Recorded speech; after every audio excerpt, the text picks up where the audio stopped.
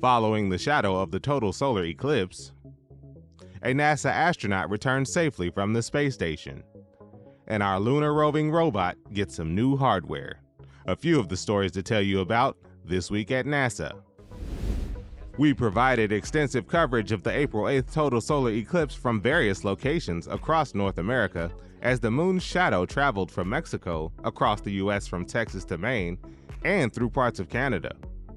In addition to views from the ground, views of Earth from a NASA science aircraft and even from the International Space Station showed the moon's shadow passing over cities and towns situated along the path of totality.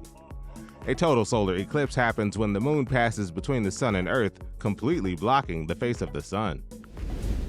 On April 5th, NASA astronaut Laurel O'Hara and two crewmates boarded a Soyuz spacecraft and undocked from the International Space Station. The next day, the trio made a safe parachute-assisted landing in Kazakhstan. O'Hara spent 6 months aboard the station supporting NASA's Artemis campaign and working on various scientific activities. This was her first spaceflight. The team building our lunar-roving Viper robot recently installed its mast.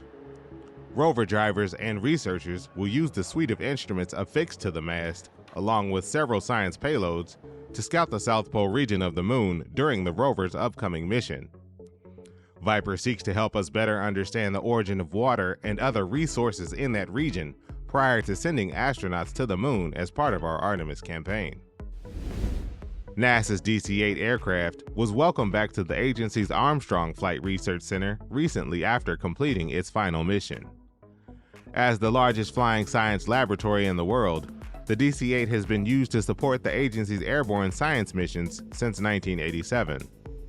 It has helped collect data for countless scientific projects conducted by the global scientific community. The DC-8 will be retired to Idaho State University, where it will be used to train future aircraft technicians. That's what's up this week at NASA. For more about what else we're up to, check out nasa.gov.